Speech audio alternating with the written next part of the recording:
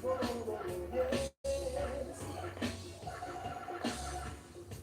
us on your slave ship, lash us with their whip. Took us on their slave ship, lash us with their whip. Introduce us to gold and rag. Thought we would. Too long in slavery. All right. I hate to interrupt that song, but you know, we might come back to it. That was Slave Ship by the Mighty Diamonds. Uh, and in case you were wondering about the earliest selections, we had Slavery Days by Burning Spear. Do you remember the days of slavery? And then one of my favorite songs of all times, I can't even really be playing that song. I can't play anything off of Handsworth Revolution because, you know, I don't want to get verklempt. I don't want to get choked up on. I mean, that whole album, Still Post, debut album, Handsworth Revolution, the track Soldiers, Give I back I witch doctor, give I back I black ruler. We don't want no dictator. We don't want no tyrant, yon dirty soldiers. And followed by that, too long in slavery. Culture, of course, too long in slavery. Rest in peace to the legendary Joseph Hill. So, roots reggae all morning to bring you into your Friday. And I needed some upliftment. I needed some liberty. I needed to evoke the ancestors because it's a lot to get through today. Chicago's on its way to a mega deep freeze, sub-zero deep freeze. People are posting this forecast. We about to get heavy, slow, and sub-zero temperatures for a long time.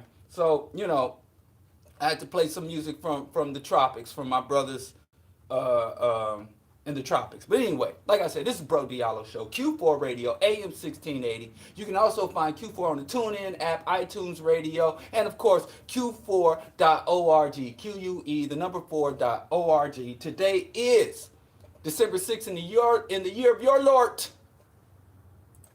2019. We only got a little bit left for 2019, and there's a lot going on, but ain't a damn thing happening, and I can't be long, but I will be strong, to quote the late great ancestor, Dr. Khalid Abdul Muhammad. So, first things first, I just found this article last night, black people hooping, and I'm in trouble, y'all. If you don't follow me on social media, Facebook and all that, and Twitter, then don't do it. Give it a month or two before you actually make the decision to start following me across social media, because I am in trouble. I'm in enough trouble already, you know. I'm in enough trouble. So don't even look for me on social media because I'm in the fight of my life. I done pissed people off. People is mad as hell at me. And I'll tell you about that after I tell you about this. There was an article about New York City passed a edict basically stating that it is illegal to discriminate against black people's hairstyles. Many of the natural hairstyles cannot be discriminated against in the private or public sector. That means if you're an Uncle Tom, bootlicking, buck dancing sellout on Wall Street, making that paper by profiting from colonialism and our people's misery, then you can come in there with your Bantu knots, your naughty dreadlocks, and come in there looking as black as you want and act as white as you want to get that Yankee dollar. Lord bless you. But there was a loophole in that law. And the loophole basically said that religious institutions are free to, if it is consistent with the religious doctrine or religious edict, because way back George W. Bush, you know, it's bad enough that these churches, these religious organizations, these cults, these male chauvinist murder cults don't have to pay taxes, even though they're some of the biggest landholders in the country, if not the world. That's a whole nother discussion. But New York City Catholic schools are allowed to discriminate against hairstyles and flaunt this New York State ban on discrimination against natural hairstyles. And so now there's a separate lawsuit because apparently there are some Negroes still in Catholic school in New York, and they want the Pope to let them wear their braids and they Bantu knots and their naughty dreads and their protective styles and their head wraps. And I'm just shocked. Forget about what the Catholics do. I'm worried about what black folks do. Y'all, if you remember, I went to Catholic school to study under nuns and become a Catholic fool. And I peeped game. I peeped game. I broke it down for y'all about how when I went to Catholic school, and I didn't want to go to Catholic school. I didn't like going to Catholic school. But I had gotten into so much trouble in the public school system. But the public school system started mess with me. The Kansas City Public School District started with me. I didn't start with them. They set it off. I was acting in psychological defense. They put me in special ed and all kind of mess. They just put me through it. So anyway, as soon as I stand up for myself and start to fight back and rally my homies to have my back, they want to move me. In fact, first I went to Southeast School, and then they moved me to Martin Luther King School. And Martin Luther King, my hood, East Hills Village, was at war with this group called the 57th Street Road Dogs. They was doing drive-bys through my projects and stuff, shooting at people. They shot Bear Cash. Anyway, it was a lot of mess going on. And then they kicked me out of my school district and put me right in the middle of the rival neighborhood. And I used to go there with my head down like, I hope nobody find out I live in the village. Because these road dogs, they claim they people go to that school. But anyway, eventually it came out. Somebody stood up in one of the classrooms like, this dude he live in the village. He lived in East Hills Village. And I'm like, oh, that's it. I'm a dead man. But for some reason, they had mercy on me. Shout out to the Martin Luther King junior high school for not, selling me out or stomping me out. I don't know why they didn't. I guess I just looked so pitiful. I was only 16 pounds at 6'2" in the 8th grade. So they had mercy on me, I guess. And they knew I wasn't a roller anyway. I was just what do they call it? Bystander, civilian. Innocent civilian, collateral damage. But anyway, they sent me to Catholic school to get me out of all that, to save my soul and my body. So when I went to Catholic school, it was a lot of fornication, a lot of drug dealing. The Catholic school students were much wilder than the public school students because the public school students, we had metal detectors and police officers and aggressive teachers. Whereas at the private Catholic school, I was going to school with children of dentists, doctors, and lawyers, and real estate agents, and politicians. I mean, that school I went to, just a year before I started there, the son of the black mayor had just graduated from there. And the sons of the ministers of the mega churches.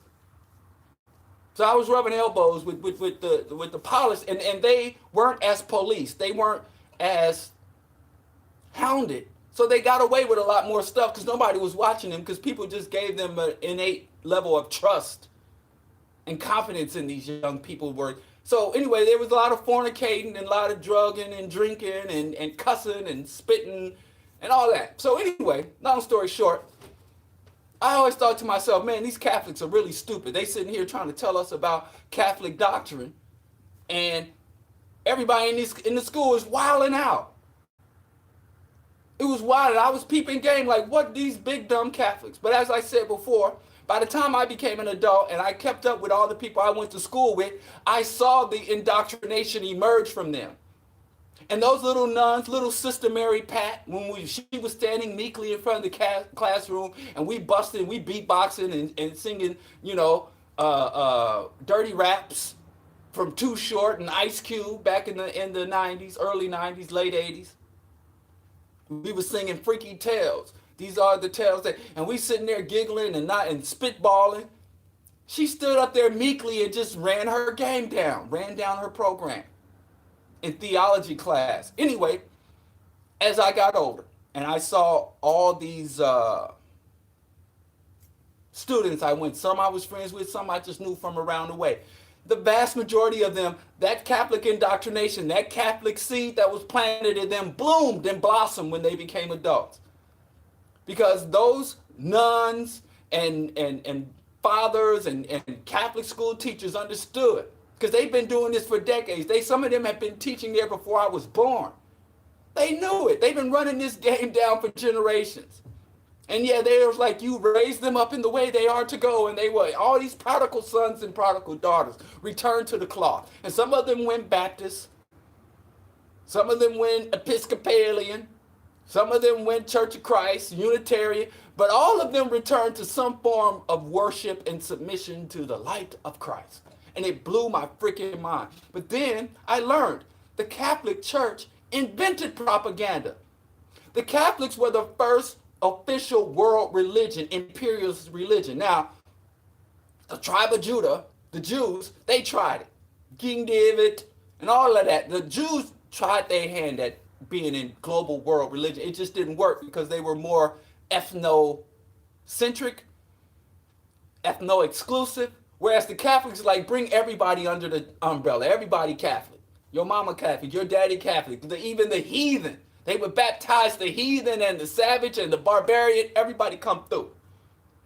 They were the first religion to do that. And propaganda, the essence of propaganda is to propagate, to reproduce, to expand and spread. Catholicism literally invented propaganda. So these little black kids, little middle class black kids from the Midwest stood no chance against the greatest propagator of propaganda the world has ever seen, the Catholic Church. So I figured that out. And I knew, hell, man, this is wild how this worked. But anyway, it kind of blew my mind that black people in New York City, if you got enough money to send your child to a privately Catholic school, I assume you got some schooling. I assume you got some sense about yourself because it's expensive to live in New York. And on top of paying New York rent, New York transit fees, New York licensure fees, and all the other money, New York could be stay hitting your pocket. I lived there since 92 to 2000. I lived in New York. And New York stay hitting your pockets. They stay in your pockets. So on top of all of New York being in your pocket like that, you got money to send your little offspring, your little snot-nosed kid, you got money to put him in Catholic school, and on top of that, you go into the law so you can wear your child wear the little braids. Damn it, if you fighting the Catholic Church to let your child wear the African hairstyles in the white Catholic schools, damn it, you need money for therapy your damn self. Why is there any black child in any Catholic school anywhere in the world in 2019? Real talk, son. Get your damn kids out of there. And I say this as a product of a Catholic school education. Get them out of there. Y'all ain't been around a TV or a radio or a newspaper in the last 15 years. The Catholic Church is a pedophile sanctuary. That alone. Forget the colonization. Forget the slavery. Forget the fact that the papal bull laid the groundwork and justification for the entire slave trade. Forget all that. Forget that the Catholic Church supported Hitler. Forget everything that the Catholic did up until the day before yesterday. Just what it did yesterday with all these pedophiles that it provided cover for. And you're going to package up your precious child. And this little child you invested, you said, how do we have this lawsuit? The lawsuit shouldn't exist. And so you got these Negroes running up in there with an anti-discrimination lawsuit when the Catholic Church is like, listen, we have a right to lay down. We can dictate the dress, dictate. And I'm telling you, those Catholic schools are dens of iniquity. That whole Catholic school uniform thing where it's this fetish around the Catholic girls in Catholic school uniforms, that's a whole porn fetish. It's a whole sexual fetish. You don't want your child in that mess. Even when I was a student in Catholic school, I saw more debauchery in Catholic school than I saw in the project schools. I mean, come on now. But I guess they're going to fight. Because they said the private religious denomination educational institutions are exempt from the New York State anti-discrimination law that relates to black folks' hair. And the Catholic Church is like, screw you. And all those Negroes, and they got the help of Bill de Blasio, the mayor, and Andrew Cuomo, the governor, are both like, oh, shame. This is such a shame. But they ain't doing nothing. But even if you win, you're a loser. Even if you win, even if you idiotic black parents, yeah, I'm calling you an idiot. If you are a black parent with your black child in a Catholic school in the year 2019, you are a damn fool. Especially since in 89, 90, when my family sent me, there weren't no African-centered schools. We had African-centered supplemental education, thankfully, at the Du Bois Learning Center. Shout out to Leon Dixon and Brother Samori, Bill Grace, Samori Grace, and the National Black United Front. They had Simba Na Fulani. They had an African Rites of Passage program. They had supplementary, but there were no African-centered schools. There are way too many more progressive, more pro-black options for education, especially if you got money, especially if you secured the bag, for you to be wrestling, oiling your body up and jumping in a wrestling pit to bump heads with Catholic priests and nuns about letting your child express their culture. How are you fighting over African-centered culture in order to be expressed in a Eurocentric education? That's the dumbest thing I ever heard of in my life. Stop it now. Save that money for that law school. It's the dumbest thing I ever heard. And so, it is the dumbest. Yeah, and I'm calling you stupid. People mad at me. I might as well say it now. I'm a free agent. I've pissed everybody off. You know, and let me just tell y'all why everybody mad at me. Because if folks is mad at me, and I'm just seeing, I'm just watching, I'm not even commenting. I'm just letting people have it at me. Get at me, dog. I said I don't support the Martin family, the parents of Trayvon Martin, in that lawsuit that Zimmerman just filed against them. I said I'm not in it. I'm not picking a side. Yes, I am not on the side of Trayvon Martin's parents. And if you don't know, I'm going to let you know, soldiers. Zimmerman, the man who murdered Trayvon Martin, has filed a lawsuit against the parents of Trayvon Martin, the prosecutorial team, and a publisher, apparently a book or documentary publisher. It's several people named in the lawsuit because Zimmerman claims that there was collusion to offer false testimony in his trial in order to secure conviction. The lawsuit goes so far as to claim that the young lady who claimed to be Trayvon's boyfriend and on the phone with him at the time was not on the phone with him at the time, nor was she his girlfriend. That this girl was literally brought in and coached. And some of the evidence that they have to say that this girl was not actually Trayvon's girlfriend, was that she was older than him, taller than him, and weighed much more than him by several pounds. I was looking at the lawsuit that was filed, the published sections of the lawsuit. And so he's suing this group who are named. There are several parties named, but the main people are Trayvon Martin's parents. Tracy Martin and, well, her name isn't Martin anymore. She remarried, but Trayvon Martin's parents. And it's a $100 million lawsuit. I mean, like, that's wild. They claim that this young woman who testified against Trayvon Martin, who claimed to be on the phone with Trayvon when Zimmerman approached and murdered Trayvon, was not. And that they didn't want to have the original girlfriend or the true girlfriend of Trayvon Martin testify against Zimmerman because her testimony wouldn't have been favorable to the prosecution. So they brought in this fake person to give a fake testimony, and that she was coached in her testimony and rehearsed her testimony before she went on the stand. Which is crazy. This sounds crazy. Now, personally, I don't believe Zimmerman. One of the main reasons I don't believe Zimmerman is because Zimmerman's lawyer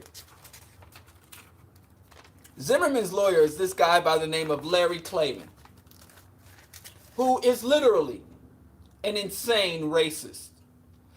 Larry Klayman, if you were following the birther movement, he was the man who started the petition to have President Barack Obama deported out of the country back to Kenya.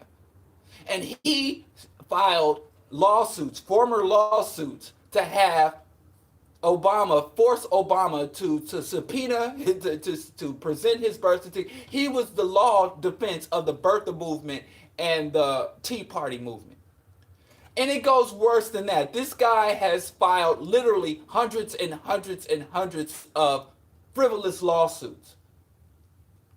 He sued the Clintons during the Clinton administration. He sued the Clintons dozens of times. He sued the NSA, the FBI. And there are courtrooms in this nation that have literally banned him from bringing any more suits because he goes around doing like countless numbers of frivolous lawsuits. I don't understand, if they say he's been doing this for decades, why he hasn't been disbarred and why he's still allowed to practice law. But know that by the time Larry Klayman, and I'm sure Zimmerman went to Larry Klayman because no other lawyer would ever take this case, because any lawyer that would submit this suit to aid Zimmerman in a frivolous lawsuit, because it's a frivolous lawsuit, I think, but any lawyer that did that, their reputation would be blown. So literally, Zimmerman's only option was to go to an overtly, openly racist lawyer to sue the Trayvon Martin's family. It would have never stuck. No, I'm sure there are no lawyers that would take this case aside from Larry Klayman. And so Larry Klayman, like I said, he sued the government, he sued the NSA. He even got a shout out from Edward Snowden, which actually surprised me because Larry Snowden is actually an up and up guy. But Larry Klayman brought a suit against the NSA for illegal spying on citizens, and Snowden gave him an endorsement for that. But Snowden was a libertarian, and libertarians are, racists who smoke weed. You got conservative racists, and then you have liberal racists like who are saying, I'm cool with abortion, I'm cool with legalization of drugs, and I'm still a capitalist racist though. So what are you gonna do? Can't be sunshine every day. But anyway, Larry Klayman is such a madman. He founded an organization called Judicial Watch to pretty much harass judges that brought down judgments that were against what these right-wing conservatives want. So judges that weren't locking up black people and throwing away the key, the judges that were seeking alternatives to mass incarceration or trying to show lenience to poor and nonviolent drug offenders and things of that nature, they would attack those and call them activist judges. But anyway, he ended up suing Judicial Watch. Larry Klayman sued the very organization he founded, and the organization kicked him out because he was so damn crazy. He sued his own mother. He brought litigation against his own mother. This is the guy that Zimmerman, and before the case even gets started, the case is already falling apart. Zimmerman and Klayman had planned to hold a dual press conference and come out together and state their claims publicly. And at the time, they also have produced a documentary about the railroading of Zimmerman and the injustices that Zimmerman faced. And they canceled the premiere of the documentary, and they canceled the press release, and it seems like their whole alliance is breaking down before it even got started.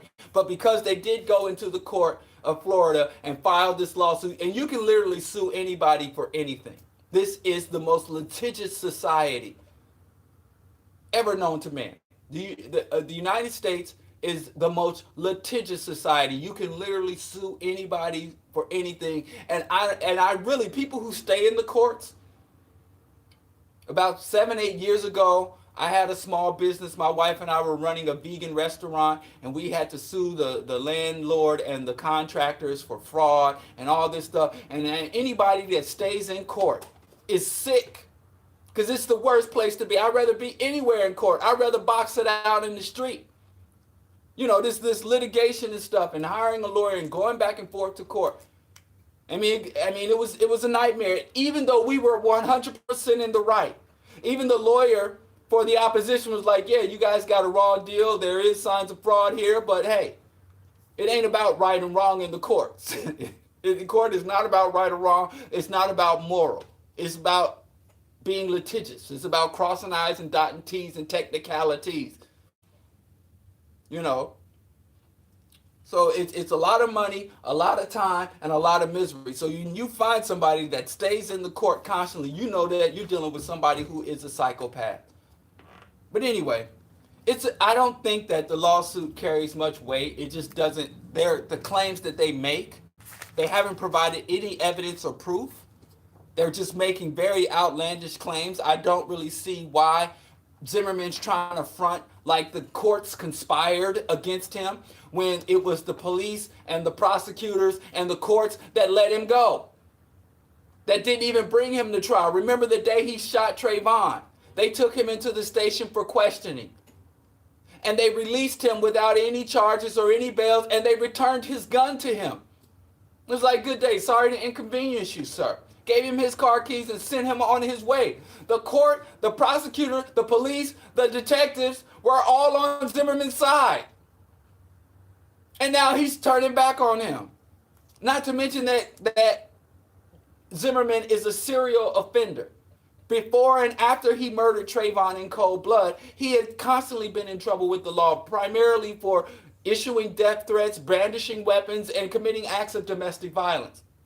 But can I tell you something? Any woman that would lay with Zimmerman, that's what you get. Don't ask me to cry. Don't ask me to wear. Yes, me too, all of that. But hey, any woman that will voluntarily, consensually lay with Zimmerman, okay. Let me tell you something. I've gotten, my tear ducts is all dried up for you. If you get your ass kicked laying up with Zimmerman, guess what's coming up to you. Anyway, be mad at me for that. Everybody mad. But anyway, understanding all of this, understanding the absurdity, the racism, the insult to injury, for this man to murder this family's son and then to turn around and sue them for $100 million with a frivolous lawsuit using one of the most racist lawyers, and he's all over the internet, he's all over CNN, he's everywhere. Larry Klayman is known. He's like the what's that guy's name? David Duke of law. And so people say, well, you understand all this, why don't you support them? Because I say, I'm not in it. I'm not getting involved in it. I ain't about to, I'm no weeping, no wailing, no moaning, no gnashing of teeth. And here's why. I completely and totally stand in principled opposition to just about everything that the Trayvon Martin's parents did in response to the murder of their son. When their son was murdered, Trayvon's parents were cast into the spotlight. And they mourned publicly. They made an appeal for justice publicly. And the whole entire black community rallied around the Martin family. This is back in 2012. And there wasn't one activist. There were people in Chicago that were working on all sort of different issues. And everybody was like, this Trayvon thing, that takes the cake. And I saw people become active and conscious and engaged that didn't give a damn about nothing but getting that paper. A lot of people's lives were fundamentally transformed by this Trayvon Martin Zimmerman issue. The atrocity that Zimmerman committed against the Martin family. And I saw people stand up and that were fighting. I saw people sucking tear gas and getting bopped in the head, marching and protesting. People joining up in organizations who've never been part of any type of grassroots organization. Everything from Black Lives Matter, Hands Up, Don't Shoot, and all the plethora. Groups like Asada's Daughters and all these other grassroots local groups were just getting an influx of support. I was organizing in the community and I had the Black Oppression Opposition Movement and all these other events. We would be throwing these events all over Chicago and we get 1 or 2 people, 3 or 4 people. After the Trayvon issue, we would be turning people away because we'd be beyond capacity. Everybody was awakened and engaged for this. I've never seen a family victim get this level of widespread support. You go to Palestine, you go to England, you go to Brazil, all over the world. Black people and oppressed and colonized people were showing solidarity to the Martins. And what did the Martin family do? My wife told me to stop yelling at the radio. The Martin family went and sat in the lap of the Clintons. The Martin family went and became assets and allowed themselves to be tools of the neoliberal Democrats. They took the neoliberal Democratic movement, the Clintons and the Obamas, and wrapped themselves in the cloak of democratic mainstream neoliberalism, which was a betrayal of everybody that fought for them. Now, y'all don't care. Y'all, hey, this stuff matters to me. This is my life. It matters. Your allegiances and ideology matter more than anything. So when the Martins went and betrayed all these sufferers, went and betrayed all these freedom fighters, I've never seen a group. Even I was in New York when they murdered Amadou Diallo. I was in New York when they shoved a plunger up Louima's behind. I was in the Midwest when they beat Rodney King to a bloody pulp. I've been around for so many atrocities, so many injustices, and I've never seen a racist atrocity or a racist injustice touch people and mobilize people, even Sandra Bland. I mean, it's too many people here to name, too many incidents just in my short lifetime. And I've never seen, I haven't seen that level of mobilization since the Emmett Till lynching. They literally had that level of support around the world. You had basketball players throwing hoods up and football players, everybody's wearing hood. Netflix and Luke Cage wearing a hood. Everybody had their hoods up. You had congressmen and senators and mayors with their hoods up. And all the Martin family had to do was say, the solidarity y'all give us, we giving it back. The justice, the racism, the oppression, the colonization, capitalism, everything that the people giving us, we gonna give it back to you. Let's all lock arms. Let this be like Emmett Till's mama did. We gonna open the casket. We gonna expose the world to America's injustice. But no, they went mainstream. They up there with Beyonce and Jay-Z and Jamie Foxx and Reverend Al Sharpton. They took all that goodwill and squandered it to secure the bag. And you can get mad at me all you want. I don't give a damn. I'm going to say it and I'm going to keep saying it. Any race of people that doesn't have fundamental no code, no culture. If we don't have codes, we don't have protocols, we don't have a coherent ideology, if we don't have clear lines of what's appropriate and acceptable and not acceptable, if we keep letting people betray us and cut us off at the knees and showing loyalty to people who don't show loyalty back, we are done as a people. We are done. The only thing that marks powerful people and disempowered people, colonizers and colonized, free people versus enslaved people. The only thing that divides them, it ain't money. You got nations with no wealth like Japan, no natural wealth, no natural resources that are very wealthy. And you got countries like the Congo that have more mineral wealth, more natural resources than any other place in the world. And the people are impoverished. So it ain't the money and the resources. It ain't military might. You got Afghanistan. Illiterate goat herders fought off the U.S. military to a stalemate. It ain't even weapons. What determines whether you're going to be a slave or free is your people's cohesive ideology, your capacity to hold your people to a standard, to hold each other and to stand on a square. Ideology is everything. When you look at a nation's of ideology and the cohesiveness of the people, you know whether these people can be conquered or not. That's why even before the United States invades a country, they do an evaluation. They send in their scholars before they send in their soldiers.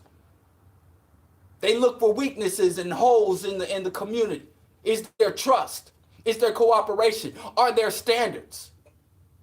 Because they go places and try to buy people off, and people are like, listen, the worst thing that could happen to me is to be ostracized from my community. All the money and Mercedes and all the clout in the world you can give me, if I'm ostracized from my community, I might as well be dead. And they are like, wow, it's going to be hard to overthrow these people, whether they got money or weapons or not. And I've been pushing this. If you have no code, you have no culture. I have a code. I have some fundamental principles and ideology, and they're not high. I don't have religious or spiritual or even moral or ethical. I got basic practices, protocols. And I'm saying if you got somebody like Bill Clinton and Hillary Clinton, who mass incarcerators, Bill and Hillary Clinton have caused more death and suffering in the black community than Zimmerman could in 10 lifetimes. It was Hillary Clinton who sat there and Bill Clinton that promoted that super predator myth. Zimmerman didn't create himself. Zimmerman is a product of a system that has demonized black men and women, that have criminalized, who turned a black boy in the hood getting some Skittles and a soda into a super predator. What environment created that? Because we know if Zimmerman had rolled on a Jewish boy, it would have come out. If he was rolled up on a white boy in the hood, we know he'd be under the prison and not heard of ever again. But who created the climate where you can murder a black child in cold blood and be considered a folk hero? It was the Clintons, played a major role in that.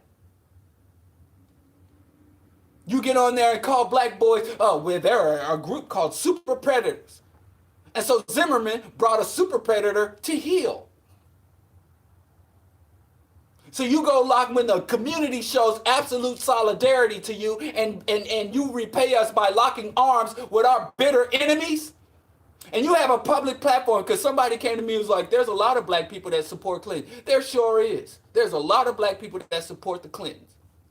But only a fraction of black people have global standing, who are global leaders, who can get on a platform and be broadcast around the world and their words be heard around the world. And that due to that atrocity and that tragedy, the Martin family was in that position and they stabbed us in the back and in the chest. And there were many options available to them. So I'm like, if that's the way they want to go, y'all don't remember the 2016 election, mothers of the movement, where all these black women of slain black boys and daughters went around doing panels and promoting Hillary Clinton, a mass incarcerator? Y'all don't remember that? And Trayvon's mother was the head of them all. And then you go to the website, go to the Trayvon Martin website and show me where it mentions racism, discrimination, the corrupt criminal justice system. Go to the Trayvon Martin Foundation and the things that led to his murder, the things that led to the full exoneration of his killer. They don't say a damn thing about it on the Trayvon Martin website. They talk about, gun violence, black owned. So their solution to white people murdering black people is to disarm black people. We got to do something about these guns. Go to the website. I went last night just to quadruple check. I've been to the website over the years. Look at their mission statement. Look at their platform. Look at their programs. It's some libertarian, new Negro nonsense.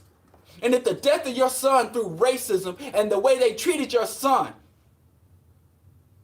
like his life didn't matter, and you still got loyalty and love for the system that produced the tyrant, the scumbag to murder your son, what the heck? I can't endorse that. Man, my solution was just to leave it alone. Let me tell you something, black masses. If we do not create the proper incentive for our people to show us loyalty, we will get no loyalty from our people. It's that simple.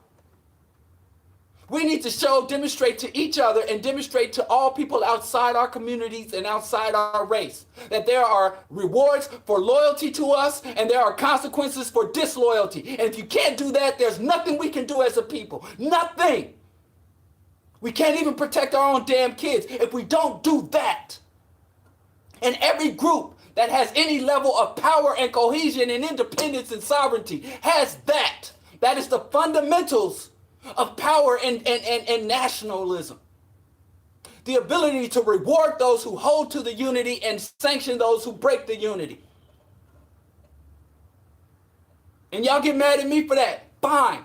Everybody can go to hell. I'd rather march into hell with my head up than into heaven with a bunch of fools, as Dr. Clark said. People calling me a hotep. Fine. So be it. And I'm going to tell you exactly what I posted, what I tweeted. I said, I was on my way to being outraged about the Zimmerman lawsuit against the Martins. Then I remembered their response to Trayvon's murder was to ally with the politician that promoted the super predator myth and advocate for disarming the black community. My name Bennett. I ain't in it. That's all I said. And people mad as hell. Stay mad. Stay mad. Cancel me. Go for it. I believe that I will be vindicated eventually. Ain't no way. Like I said, I've never seen people have so much support from the community and all they could do is turn us toward the Democratic, not even the progressive Democrats, not even the liberal Democrats, but the neoliberal center-right Democrats. At the height, almost any politician that the Martin family endorsed would have gotten the automatic plethora of black support. Or they could have remained neutral. Hell, they could have went to the Green Party. Y'all get on stage with Jay-Z. And y'all get with Jay-Z and Beyonce. Jay-Z said it's hard not to kill niggas. It's like a full-time job not to kill niggas. And guess who the nigga he was talking about? Streets is watching. So y'all telling me these are your allies. They didn't ally with the people. They didn't lock arms with the people. They didn't come to the streets with the people. They went to the upper echelons and broke bread with the elite. And I'm not stopping them. I wouldn't get in their way. All I do is take one step back and observe. And observe. That's all I do. And then I have to say, I have the new Negro self-exposure protocol. I follow the self-exposure protocol, meaning I'm not going to come and accuse you of anything. I'm not going to make up anything about you. I'm simply going to observe what you do. You expose yourself. And based on what you present, what you articulate, how you move, that's when I make my move. I don't support this. Hey, you heard this, you heard that. I don't listen. If I got an issue with you, it ain't because of what somebody else told me about you. It's based on your words and your deeds that can be confirmed. I don't speculate. So again, y'all can be mad at Bro Diallo. But I'm going to stand on this until somebody can give me a better argument as to why black community should support traitors, should support people who ally with our enemies, who take our good faith and our almost universal support and squander it. If you could give me an argument of how supporting such people and what they go through benefits us, show me historically, show me contemporarily, show me even if you can't give me an example out of our community, show me out of any other race, any other nation, any other culture, show me where that works and serves the interest of the people. Demonstrate to me, and I will change my mind, and I will start supporting people. Oh, they suffered. And if you suffer, I don't support you because you suffer. Suffering alone is not enough. How do you carry the suffer? How do you carry it? How will we move with it? I know they suffered. If I could have prevented, if there's anything I could do, I would have done it. But what do you do with your suffering? You take it and you weaponize it against your own people? You join with the people who created the atmosphere, the culture, the society to feed the suffering?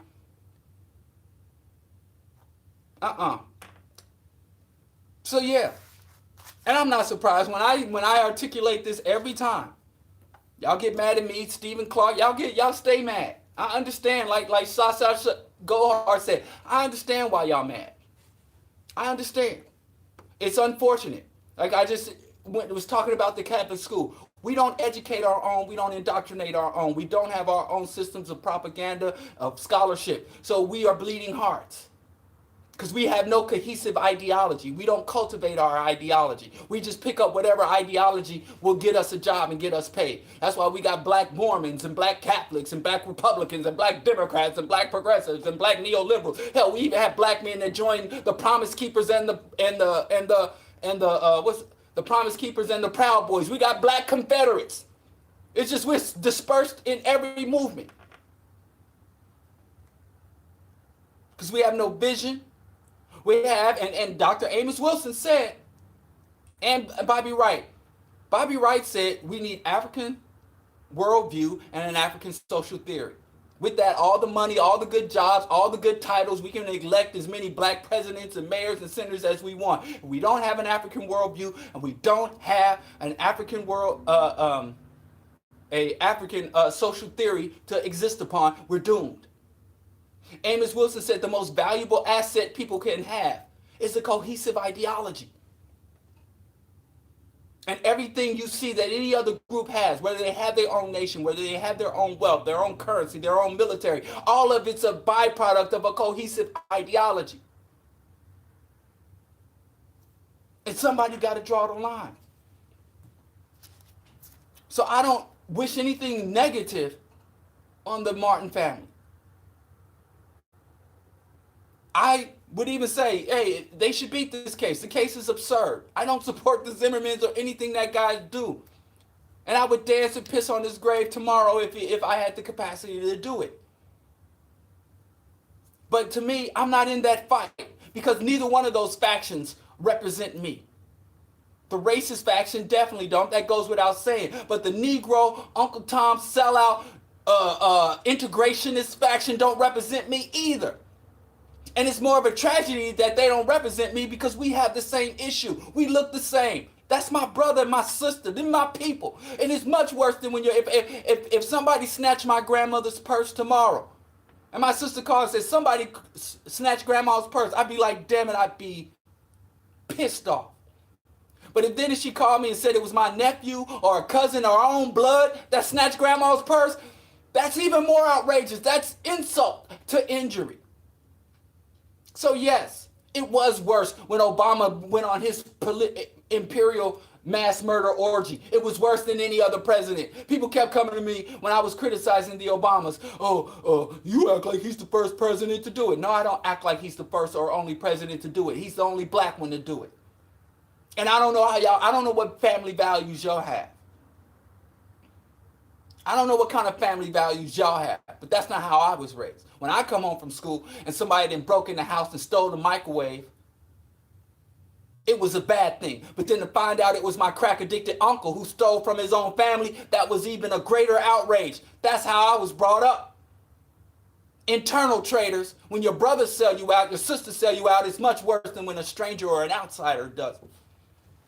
Because I know what my people are capable of. I hold my people to a higher standard. A lot of y'all hold white people to a higher standard than you hold black people, which is self-hate. But let me leave this alone. I'm just wondering, if you want to wonder why everybody mad at Bro Diallo, y'all stay mad. Y'all gonna stay mad because I'm standing on this. But I'm willing to hear the arguments. I've heard more than a few arguments. People coming to me and told me that I triggered them. People coming to me and called me a hotep. Nobody has come to me and articulated why I should support a black family that has gone through a horrendous atrocity. I got 2 sons. I can't even imagine. But a family that went through a horrendous atrocity, and their solution to that atrocity is to ally with the very infrastructure, with the very institutions, with the very individuals and organizations that laid the groundwork for these type of things to happen to us. Somebody articulate to me why I should have a different position. Yeah, call me the names. Call me a hotep. Somebody called me a sociopath. That's all good. Bang on me all you want. But I'm waiting to hear someone lay it out for me. Demonstrate, articulate, provide me with evidence as to why I should support. Number one, or you can tell me how what they did was not treasonous. Tell me what they did to not squander the goodwill that they got from around the black world. You tell me. I'm willing to hear it. Name calling, I've been called a name all my life. They used to call, I can tell you, even when I was a little kid, they called me Gonzo Hook Nose. They called me Ethi because I was dark skinned and skinny, and they thought it was an insult to call me an Ethiopian, but I take that with pride. So I've been name called all my life. I was born homeless, poor, black, in racist America. So name calling, man, shoot, my skin way too thick after all these years. So name calling me, go ahead. But hey, I'm waiting for that argument. And if I get a sound argument, I will share it. I would articulate it. I will contemplate it. But until that day, my name is Bennett. Don't come to me weeping and wailing about the Martin family. I know it's outrageous. But then, Zimmerman's outrageous. He's a clown. But you can't stand on stage with racists and then complain to me about what racists do to you. You can't endorse racists. You can't work and put all your capital behind trying to get a racist elected to office, an overt racist elected to office, and then turn around and cry to me about you being a victim of racism. You trying to subject the whole community to what you've been through. Moving on, man. I ain't even mad that y'all mad at me. I understand why you mad. I'd be mad at myself. But it is what it is. Let's move on. There's a lot else I want to get to. For a couple of weeks, I've been wanting to talk about this UN report. Let me say something else, and then we're going to go on and talk about our topic, the persistent slave syndrome, which I just been talking about the persistent slave syndrome this whole entire show, real talk. But I'm going to talk a little more detail about the persistent slave syndrome. But they just decided to advance articles of impeachment and to write up articles of impeachment against Donald Trump. And due to the Democratic majority in the House, he will be impeached, and they will send it to the Senate for trial. And even though the Republicans don't have an overwhelming majority in the Senate, they do have the capacity to protect Trump. And so far, the Democratic House and Senate have demonstrated their willingness to overlook the crimes, the high crimes and misdemeanors of Trump. Yes, Trump deserves to be impeached. Yes, Trump committed numerous impeachable offenses. Even the Mueller report demonstrated that Trump had committed impeachable offenses. Robert Mueller sat before the Congress and laid out the impeachable offenses. And it went nowhere. And after that, I guess Trump thought that he was the Teflon Don and decided I would just continue to commit open crimes. And the Republicans are distorting and just lying and engaging in petty bickering in order to distort the facts. I listened to the trial, and it's really amazing to me that how little respect they have for the fundamental intellect of the American populace. But then again, as I always say, the most heavily indoctrinated demographic in the United States are white people. And we always talk about how brainwashed black people are. But the level of brainwashing and indoctrination that black people go through is minuscule compared to the intense, unrelenting indoctrination that white people go through in their communities. They believe so many lies to be real, and they believe so many truths to be falsehoods. It's mind-boggling. I've literally met white scholars who've gone to Harvard and have PhDs from Harvard that believes in all these myths and falsehoods about U.S. history and the reality and the politics and the culture of their own country. So yes, it is very possible that the white majority will defend and allow Trump to continue to serve. At the same time, white people will run around swearing up and down that they love the Constitution, they love the Founding Fathers. Even Republican, the name Republican means rule of law, where the rule of law is supposed to overrule even democracy or majority rule.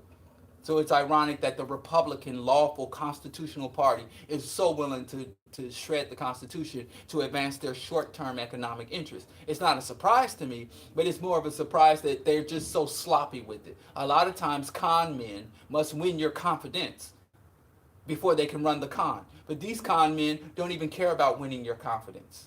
They're just doing it openly. But anyway, here's my issue with that. Because who cares? That's white folks' business.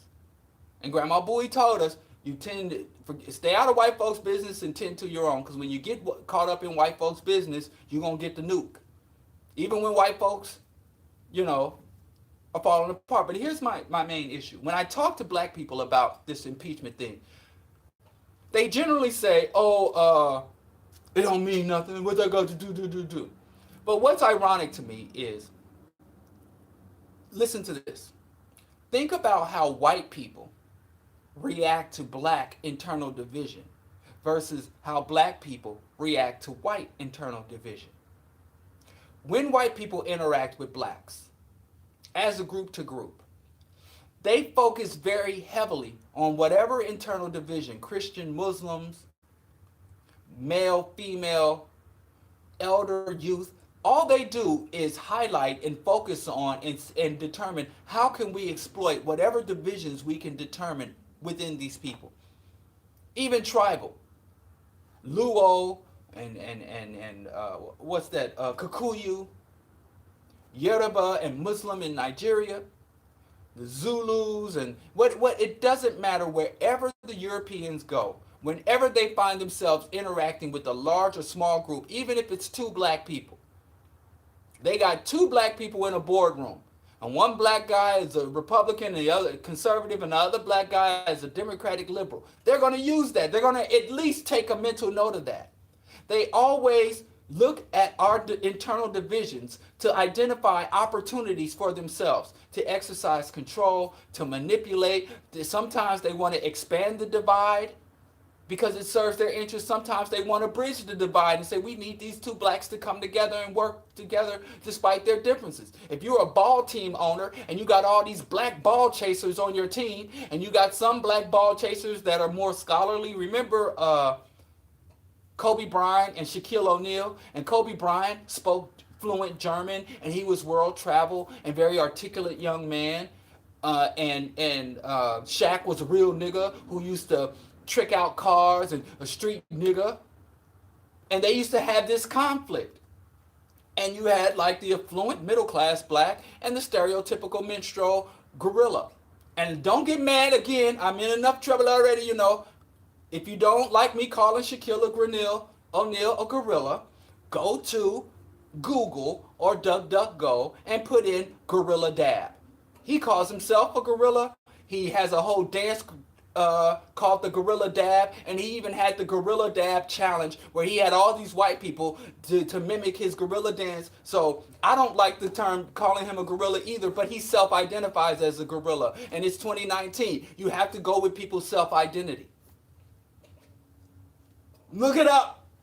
Look it up. Or holler at King Dita. King Dita hates Shaquille O'Neal's guts. I fast and pray that King Dita is never in the same room with Shaquille O'Neal. It'll just be a mess. But anyway, they wanted to bridge that gap. And they said, you two have to come together and chase these balls and make me $1 billion and bring home some championship trophies to this racist city, Los Angeles, with the LAPD. Right? So sometimes they don't always seek to divide us. When it's in their interest to bring us together, they seek to bring us together. But one thing they do is intensely focus and study on our internal divisions. But when white people are divided, I don't care if it's World War I or World War II or Republican versus Democrats or Catholic versus Protestant, we always say, it don't matter. How can we expect to really pose any real opposition or to any way secure ourselves if we do not study and observe and even at times work to influence white divisions? Now you have the Republicans versus Democrats, the left versus the right. You got the social justice warriors versus the white nationalists. White people have all these internal divisions. And we act like they don't even matter. Oh, they ain't going to impeach Trump. It don't matter. Oh, it whatever. Oh, it wasn't no collusion. The Democrats are thinking they're crazy with this Russian stuff. And we never look at their divisions in terms of how can we exploit, benefit, increase, or turn those divisions, or if nothing else, say, hey, white people are so focused on going at each other's necks that we have an opportunity here to create an alternative path, economically, socially, culturally, politically, for ourselves. And we can put a wedge in that divide and expand it, or could do a complete break. We never think strategically. We always take the position that they're in power, they will always be in power, so whatever they go through amongst themselves, white is white. And I've been talking about this myth of white unity since I first came on the air. And I've even gone into detail talking about different ways we can look at the divisions amongst white people and the disruption and the disunity, and even at times create temporary allegiances or support. But black people, y'all don't like the neo-Nazis, and y'all don't like Antifa. Y'all don't like the corporate polluters, and y'all don't like the green tree-hugging eco-activists. Y'all don't, it's just white, white, white. And white ain't white. White has more divisions and cracks and fissures than blacks. Internally, yes, they all seek to rule, but they all have very different ideas of what rulership and control means. And we never come at them with our as a group that's interested in securing power and moving strategically. So yes, this Trump, before I had to go out of town, I wanted to do a whole show on the impeachment and the Pan-African perspective of what the Trump impeachment means. Other groups are figuring this out. Latin America, and these are two groups of white folks.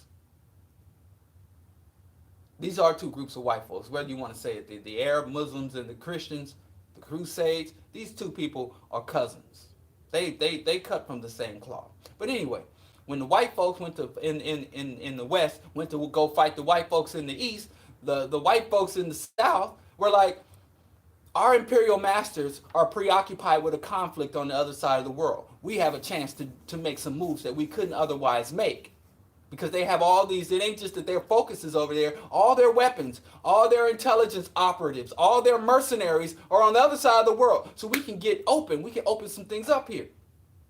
And everybody from Malcolm X to Kwame Nkrumah to Che Guevara says we have to have these multiple uprisings all over the world because they don't have the resources to suppress us all at the same time. So if we can have multiple pockets of uprising and disruption, we can upend global white domination and capitalism in less than a generation. If we have these, but we don't think strategically, and it kind of hurts me. And that relates to it. So to have so many black people that I talk to, even have Brother Chauncey here, and so many people are just dismissive. This impeachment hearing carries a lot of weight. It matters. Going into the 2020 election, and these Europeans, these Americans, the American empire has a lot of agendas. It has a lot of ongoing conflicts. It has a lot of balls in the air. And for us to sit back and just say, what he gonna do?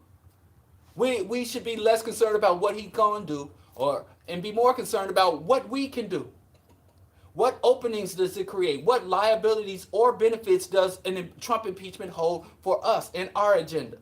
Now, I'm not talking about you integrationists. I know y'all gonna follow White Daddy right off the cliff. But for we who are conscious, we who seek to have our own independent power, we who seek to unite Africa and dismantle imperialism, we need to have those discussions, and we need to start evaluating their internal conflicts and studying their internal conflicts and exploiting their internal conflicts just as they have done ours. We can't even be mad at them for, they always divide and conquer. Why do we act like Europeans are the only people who can engage in the tactic of divide and conquer? We act like they're the only ones who can do it with propaganda. We act like that's only stuff they can do. We can divide and conquer as well. Man, that's all I have to say. Because if I get into talking about the details of the impeachment, he's guilty as sin. Trump is totally worthy of impeachment, and I'm glad that Nancy Pelosi, Miss Nancy, impeachment off the table Pelosi, she should have impeached Bush. But again, do not clutch your pearls and say, oh, it's not really a big deal that I say, because I believe Obama should have been impeached. I believe that Obama should still face criminal prosecution for his many crimes against humanity. So me saying it's Obama, Clinton, and shoot, I can make a case to impeach every single president. Every president is a mass murderer. And if I was elected president, I would stop and cease the empire. I would stop the mass murder. I would not be responsible for the wanton murder and violation of the sovereignty of all other nations. And every single president that comes in that sustains the empire, the first day you become president is also the day you become an international criminal. Because the U.S. empire is illegal. Everybody, the genocide, supporting the Saudi royal family, supporting the nation of Israel, I will withdraw military and monetary support for all of those genocidal and fascist and dictatorships. I would stop. So if I became president, I would not be a criminal. Because the day I walked into the office, I would cease all the criminal activities. But every single president, since the world reoriented itself, and the establishment of the UN and the U.S. became a signatory of a UN charter, every single president is essentially an international criminal. But laws are only as good as your ability to enforce them, just as debt is only as good as your ability to collect it. That's a whole nother discussion. Let's keep moving on. Some of this stuff I'm going to have to save for next week. I say this because I'm losing time and I'm losing my mind. I want to send out my sympathies to Kenya. East Africa is under several foot of water.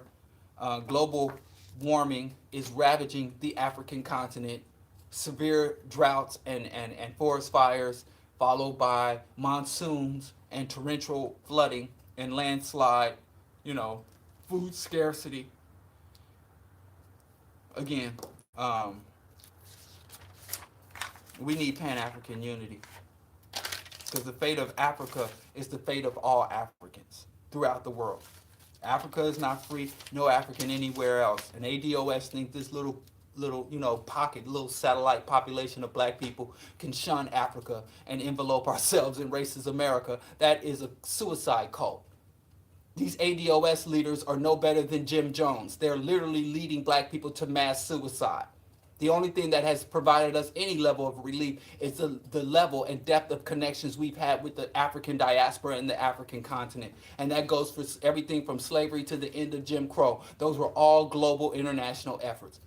But if you don't know the in-depth history, if you just think Dr. King marching and getting spat on was what won us our rights, if you think the North and the South fighting is what won us our freedom from slavery, if you really don't understand the international, how Haiti impacted slavery in the United States, how African decolonization affected the end of Jim Crow overt discrimination in the U.S., then you don't know anything. And I'm telling you, the ADOS are a death cult. They want to eliminate and erase black people. Even the leader, Yvette Carnell, is a modern age political Jim Jones. She said we have to be made white. She wants to drape us literally and figuratively in the flag. She wants to erase us. But I continue to digress. Today's show is the persistent slave syndrome. There are a lot of scholars now talking about post-traumatic this and post-traumatic that and post-traumatic slave syndrome. And I always argue that there is nothing post about our condition. Post meaning following or coming after. PTSD, post-traumatic stress disorder. Meaning that you went through an intense stress and now you're on the other side of it, but you're suffering from the aftershocks or after effects of that. But there is nothing post. Dr. Bobby Wright defines slavery as a state in which all of the life-sustaining resources and institutions necessary for a people are under the control of another people. That is the state of slavery. So if you can tell me some fundamental resources that black people depend on that are under the direct and full control of black people, then I can show you a population of free black people. We don't meet that qualification here in the United States. And what we don't understand about slavery is just like governance. There are a lot of forms of governance. There is the monarchy, there is the dictatorship, there is democracy, there are socialist economies, there are capitalist economies, there are mixed level economies. Just as those, even in education, you have the Austrian formal education, you have homeschool, you have different manifestations and different methods and forms of slavery. You have chattel slavery, where the slave is reduced to absolute chattel, meaning they have no identity above an animal or material property.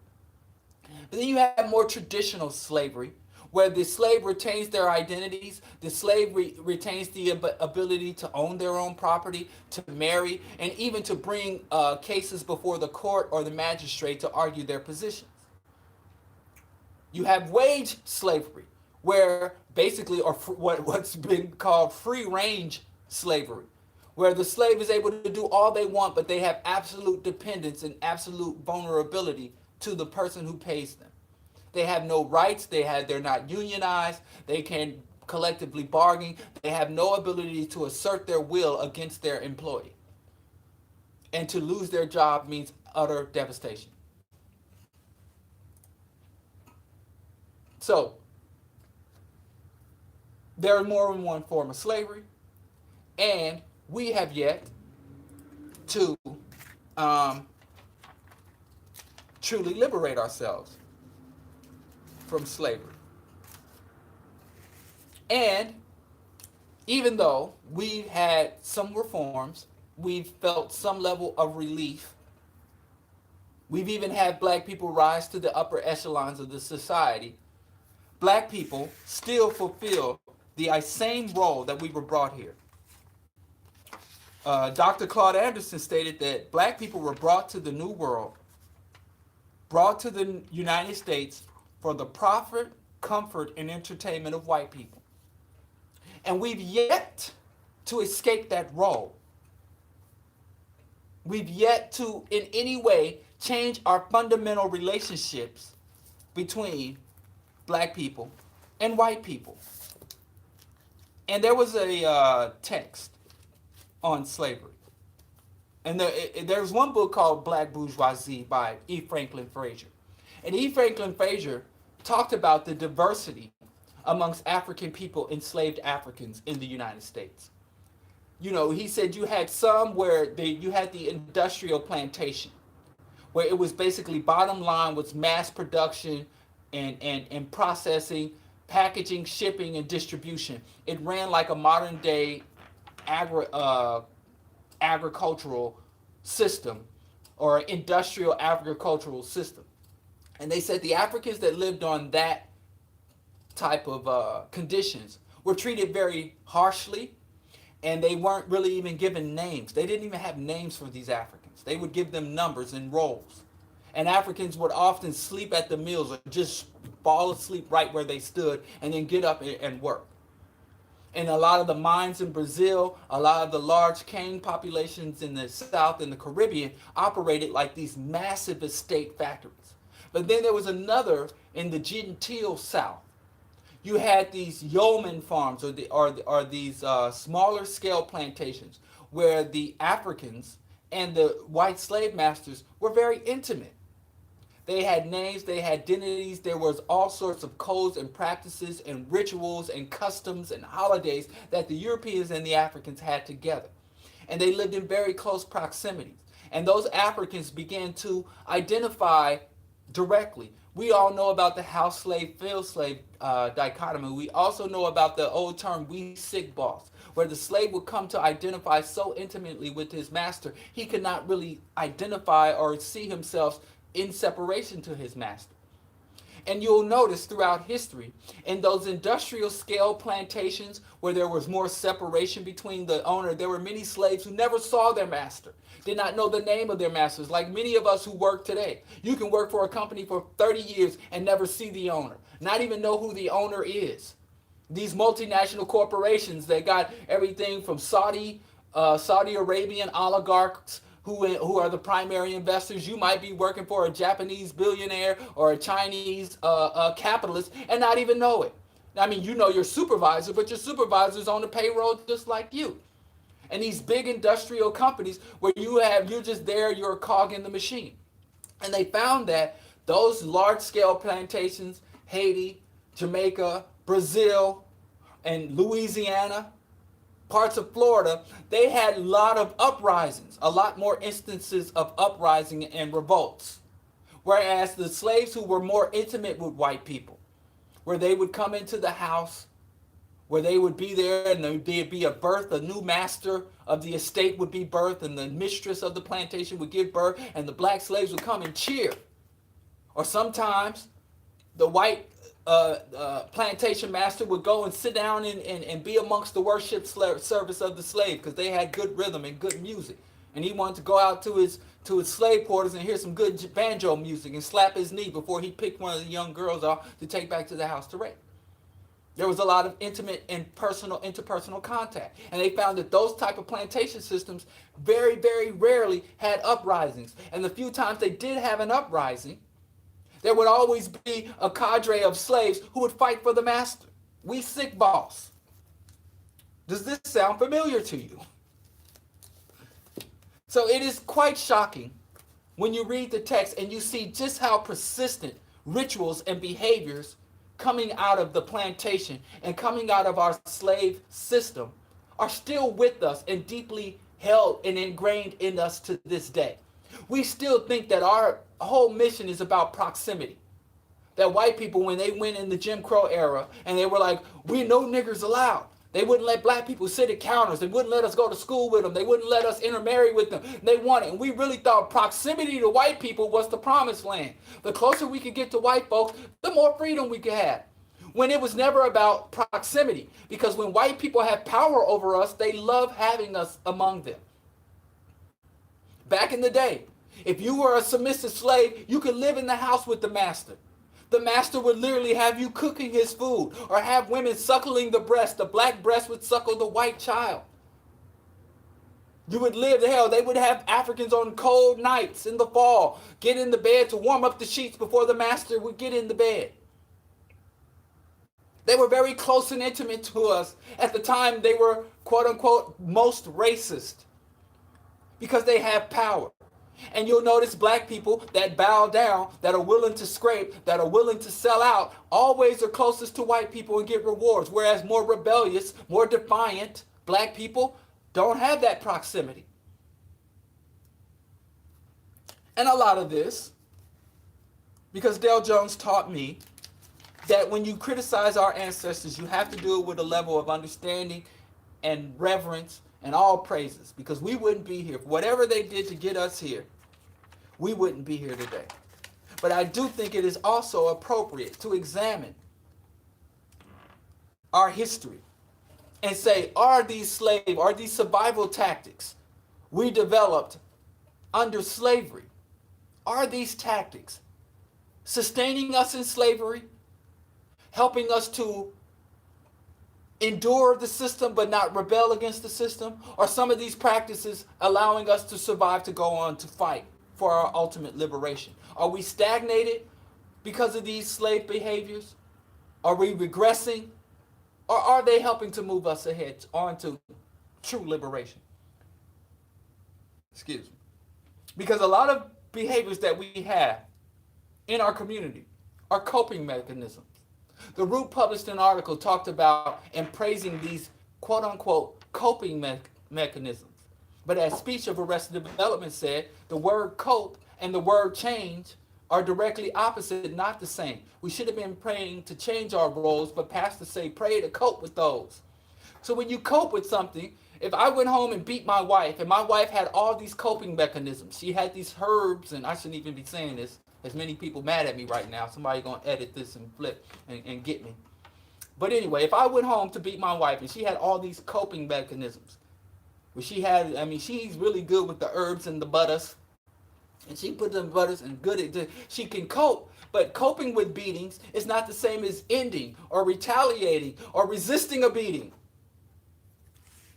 So, anyway, this article said that black people, we use music, family, but not traditional family, but more so social bonds. Because again, babies were snatched from the breast of mothers, families were sold across plantations, were grouped together, and then they used black women and black men as studs and breeding sows. So a black woman could be impregnated by any man, not of her choosing. So when we say family and mother daughter, we were not talking about the nuclear family. We're talking about black people who are in a common condition, who share common interests and create social bonds based on that, not based more so just on the fact that we're all Africans in this state, as opposed to that's my mama, that's my uncle. So bonds, resistance, low-level resistance, spitting in the master's pot, slowing down the workload, damaging the tools. There were things that we had to cope, but none of the things that we did to cope, all the music in the world, having all these social bonds for mutual emotional support, these minor acts of resistance, did nothing to damage the system. But they also listed amongst the coping mechanism escape. Escape is not a coping mechanism. It is an absolute solution to the problem. So revolt and escape versus small acts of rebellion. And I also, another form of escape, there were two forms of escape. One was you ran away. You broke the chains and you ran away. Many Africans ran down into the South, ran into Mexico. There's over 1 million African descendants. That's why ADOS makes no sense. Because Africans throughout the Triangle Trade Route were spread. There would be whole plantations that would gather up all their Africans from a southern plantation and sell them to the Caribbean. And then Caribbean slave drivers would take whole into Mexico or in Brazil. And they bring whole Brazilian work teams up to the north to work a mine or work a field. And there were no passports. We were moved. Our blood is all mixed. The African diaspora is one big jumble. But I continue to digress. That was one, the runaway. But there was another form of escape called meritorious manumission. Whereas if a slave created or engaged in some grand act in service to white people, they would be liberated. So if there was a revolt, and if a slave went and told on the revolt, and the revolt failed, was found out as a result, then this slave would be given their freedom by denying thousands of other slaves their opportunity for freedom.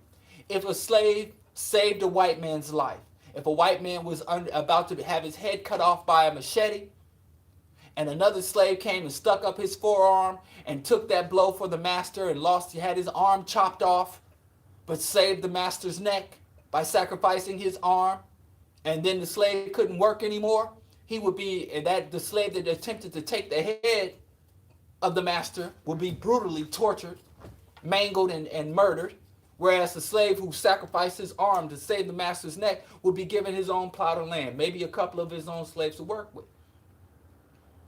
If there was a very skilled midwife that went all over the South delivering white babies, and you knew if you had a mother who was having trouble, a white woman who was carrying a baby or carrying twins and had a high-risk pregnancy, or she was a very sickly and slight woman, and you had this old bush woman, African, who knew how to work with these women and save these white women's lives and save these little white baby masters' lives.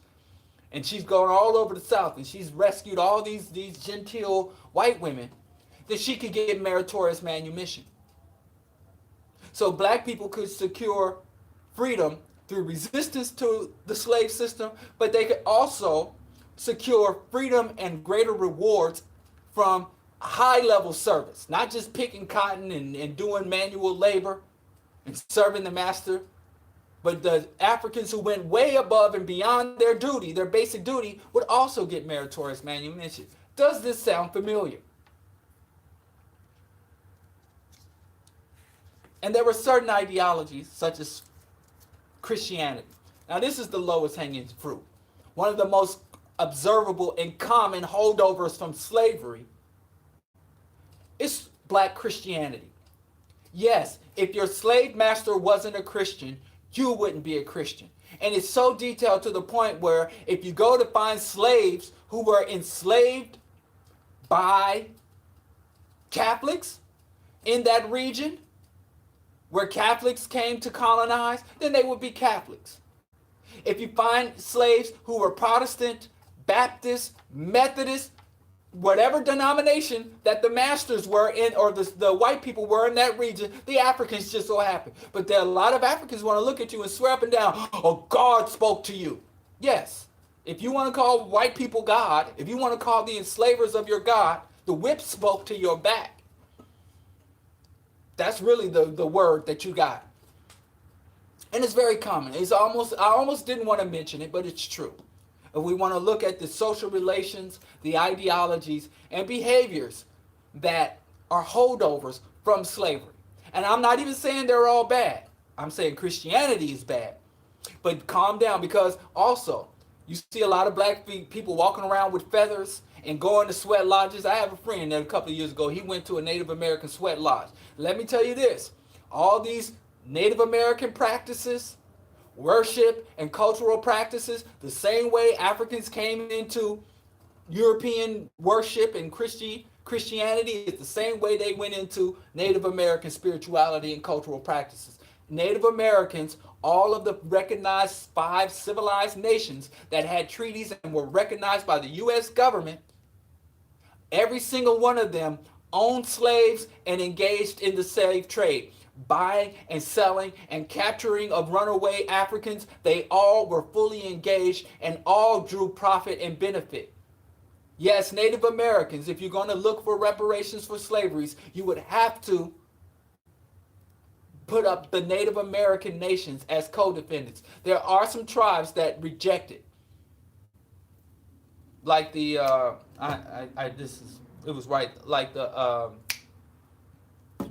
the name escapes me right now, but the Florida, were the Seminoles, the Seminole Indians.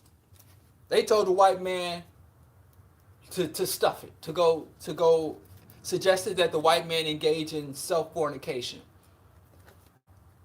They weren't with that. So a lot of Africans ran down. So the Seminoles, yes. But all the Cherokee, the Sioux, the Iroquois, all of them were slaves. So even if you find black people like, well, yeah, I'm not a slave because I'm not a Christian. And they turn around and say, oh, I'm native. Then you came to your native blood the same way we got our white blood, through rape. Our native traditions, we got our native traditions the exact same way we got our Western tradition, through enslavement and colonization. And some of y'all say y'all Muslims.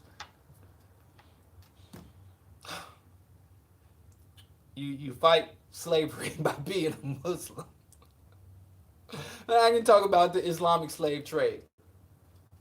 And, real talk, the Muslims were engaged in systematic enslavement of Africans before Europeans even got on board with it. In fact, Africa was so exhausted and so worn out and so vulnerable to European incursion and colonization and enslavement because we had just spent, 800 years fighting Islamic invasion and Islamic slave trade and Islamic colonization. So there's all of that. So religion is a big part of that slave ritual. And every day you read your Bible and you pray to Christ and you accept Jesus Christ as your Savior is a day longer that you perpetuate our persistent enslavement. You're going to have freedom or you're going to have Jesus. You can't have both. You can't have both.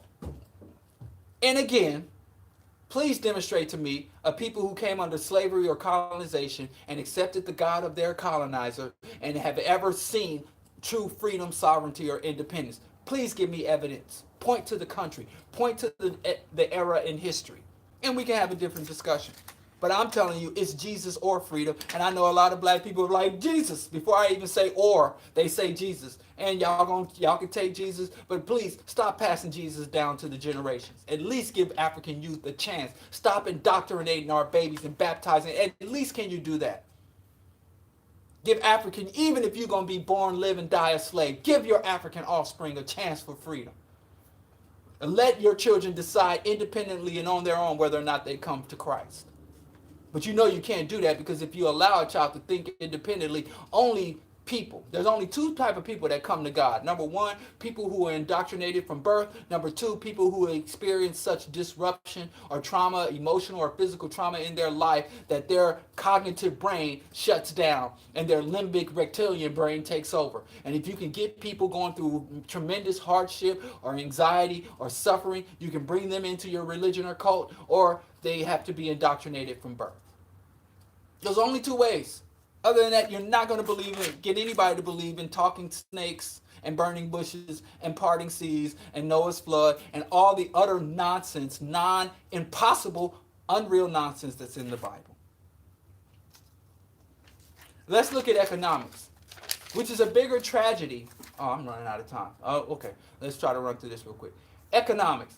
It's a bigger tragedy. The only thing worse than in accepting the religion of your slave master is to accept or follow the economic system of your slave master. It is a bigger tragedy to be a black capitalist than it is to be a black Christian, Muslim, hell, even to be a black Confederate. Because the very system of capitalism is wholly dependent, and I know it evolves as new technologies and means of commerce. So you have feudalism, mercantilism, and capitalism, and then investment or industrial capitalism, and then investment capitalism. So it evolves. Or let me say it metastasizes. That's a more appropriate word for the evolution of capitalism. Capitalism has metastasized. But fundamentally, the mass accumulation of wealth in the hands of the non-working people is how it is. Whether you're a feudal lord sitting in your castle while the peasants work the land, or you're Jeff Bezos, corporate executive, sitting in your high-rise while your peasants drive Ubers or deliver packages and you don't lift a finger, it's all the same damn system, no matter how many different names or how many complex philosophies and formulas and mathematical formulas that they put on top of it. It's the basic system. One bastard living off the labor of a whole bunch of other people who are living in lesser and even subhuman conditions. That's all it is. And capitalism, consumerism, individualism are also holdovers from slavery. Again, just like you can't be a liberated Christian, you can't be a liberated capitalist. I'm sorry. But to be capitalist is to forge and shackle your damn self. Say, I got it, massa. We don't want you to get any burns or any calluses on your hands. I can put my own shackles on. And even when you see black people succeed in capitalism, for every black person you see succeed in capitalism, that is evidence of millions of other African peoples who must be exploited and suffer. Africa has more billionaires than it ever had in any time in history. There are dozens. Nigeria alone has almost as many billionaires as the United States. But Nigeria is impoverished. We got more black billionaires, more black people with MBAs, more black CEOs now than we ever had. But we have fewer black-owned independent businesses, and we have fewer the lowest level of black economic viability that we've had since the beginning of Jim Crow and the end of Reconstruction. So wealth accumulation is not a good thing, even if that wealth accumulates and concentrates in the hands of a black person. Black capitalism is no more viable than white capitalism. It's no more humane, and it should be no more supported. Don't support black businesses, support black cooperatives. We can do grassroots socialism under the arm and under the boot of Western capitalism if we would simply organize. Which is talk more and do more on that. But also I wanted to talk about warfare, guerrilla warfare, and resistance, intellect and schooling, ideologies, and more on the family unit. I don't have time. Maybe we'll revisit this I didn't get to all my notes, but let me just recommend some books. These are bad books. I don't always recommend good books, but they're really fun. Like this book is really a stupid book, but it's really fun. This is "Are You Still a Slave" by Scheherazade Ali. This is actually a test, and you take this test, and she autographed it for me. But you take this test to find out if you are still a slave. And there's a true false in the beginning, true false, and then some Q&A for the rest of the book. And then at the end of the book, there are scores. Not only does it tell you whether or not you are still a slave, but according to the score, it will tell you just how deep and how in depth your slavery is. And like I said, there's some if you know Scheherazade Ali, I mean, I don't know why she's funny as hell. She's not really. I don't want to tear the sister down, but I mean, she's a wild girl. But anyway, it's just interesting and fun. And what you can do, if nothing else, if you don't follow her, because I mean, she's a Muslim, so she wants to talk about. But anyway, she has answers at the back because she tells you a lot of these are subjective questions, but she has absolute definitive answers. But anyway, it's a fun test to find out, according to whether or not Scheherazade Ali would consume the depth of your slavery. And it's a confidential test for African Americans. And it tests your freedom IQ. And I like things like this. I wish that we would develop more things like this because I think that ideology and our value systems need to be constantly refined and processed and revolutionized. Another book, which is probably his worst book, but I still think worth reading, is Breaking the Chains of Psychological Slavery by Dr. Naeem Akbar. This is probably my least favorite book by Dr. Akbar, but there is still some valuable stuff in here, but he falls a lot into, again, another Muslim. And it's ironic that these people who hold to Islam want to talk about freedom.